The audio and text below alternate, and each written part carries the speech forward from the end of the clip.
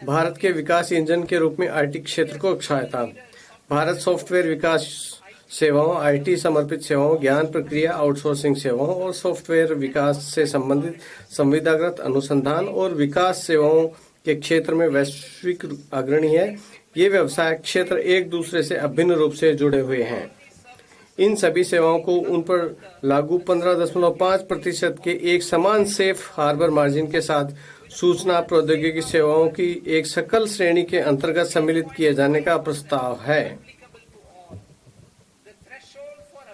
IT सेवाओं के लिए सेफ हार्बर प्राप्त करने के लिए सीमा को 300 करोड़ रुपए से पर्याप्त रूप से बढ़ाकर 2000 करोड़ रुपए किया जा रहा है। आईटी सेवाओं के लिए सेफ हार्बर का अनुमोदन एक स्वचालित नियम आधारित प्रक्रिया द्वारा किया जाएगा, जिससे आवेदनों की जांच करने और स्वीकार करने के लिए किसी कर अधिकारी की आवश्यकता नहीं होगी। एक बार किसी आईटी सेवा कंपनी द्वारा इसके लिए आवेदन करने पर कंपनी की इच्छानुसार इसी सेफ हार्बर को 5 वर्ष की अवधि के लिए जारी रखा जा सकता है। मैं अग्रिम मूल्य निर्धारण करार एपीए करने की इच्छुक आईटी सेवा कंपनियों के लिए आईटी सेवाओं हेतु एक पक्षीय एपीए प्रक्रिया को तेज करने का प्रस्ताव करती हूं, जिसे 2 वर्षों की अवधि के भीतर पूरा करने का प्रयास किया जाएगा। करदाता के अनुरोध पर 2 वर्ष की अवधि को आगे 6 महीने के लिए बढ़ाया जा सकता है। मैं एपीए में शामिल होने वाली कंपनी को उपलब्ध संशोधित विवरणी की सुविधा उसकी संबंध संस्थाओं को भी प्रदान किए जाने का प्रस्ताव करती हूँ।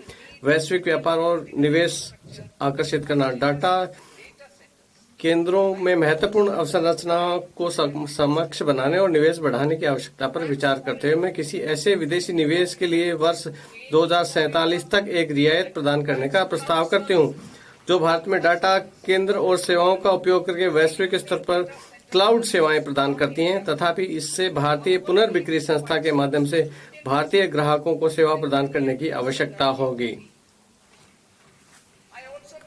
यदि डाटा सेंटर प्रदान करने वाली कंपनियां एक संबंधित कंपनी है, तो मैं उसे लागत कर पर 15% का सेफ हार्बर प्रदान करने का भी प्रस्ताव करती हूँ। इलेक्ट्रॉनिक विनिर्माण के लिए जस्ट इन टाइम कार्य कुशलता का उपयोग बढ़ाने के लिए मैं बीजक मूल्य के 2% के लाभांतरण पर किसी ब्रांडेड वेयरहाउस और कंपोनेंट वेयरहाउस के लिए अनिवासियों को सेफ हार्बर प्रदान करने का प्रस्ताव करती हूँ। लगभग 0.7% का परिणामी कर प्रतिस्पर्धी क्षेत्राधिकार के मुकाबले काफी कम होगा। भारत में टोल विनिर्माण को बढ़ावा देने के लिए मैं ऐसे किसी अनिवासी को आयकर से 5 वर्षों के लिए छूट प्रदान देने का प्रस्ताव करती हूं, जो बॉन्डेड क्षेत्र में किसी टोल विनिर्माता को पूंजीगत वस्तुएं, उपकरण अथवा टूलिंग उपलब्ध कराता है। वैश्विक प्रतिभा के विशाल पूल को भारत में लंबी अवधि के लिए काम करने हेतु प्रोत्साहित करने के लिए मैं अधिसूचित योजनाओं के अंतर्गत 5 वर्षों की प्रवास अवधि के लिए किसी अनिवासी विशेषज्ञ की वैश्विक आय के लिए छूट का प्रस्ताव करती हूँ। मैं उन सभी अनिवासियों को न्यूनतम वैकल्पिक एमएटी से छूट प्रदान करने का प्रस्ताव करती हूँ, जो अनुमानित आधार पर कर का भुगतान करते हैं। कर प्रशासन पे मैं भारतीय लेखांकन मानक में ही आय परिकलन और प्रकटन मानकों के लिए अपेक्षाएं शामिल करने हेतु कॉर्पोरेट कार्य मंत्रालय और केंद्रीय प्रत्यक्ष कर बोर्ड की एक संयुक्त समिति के गठन का प्रस्ताव करती हूँ।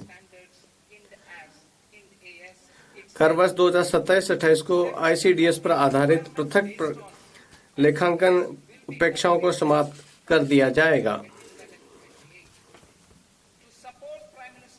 माननीय प्रधानमंत्री जी के स्वदेशी लेखांकन एवं परामर्शी प्रतिष्ठानों के वैश्विक अग्रणी बनने के विजन को साकार करने के लिए मैं सेफ हार्बर नियमावली के प्रयोजनार्थ लेखाकार की परिभाषा को तर्कसंगत बनाने का प्रस्ताव करती हूँ।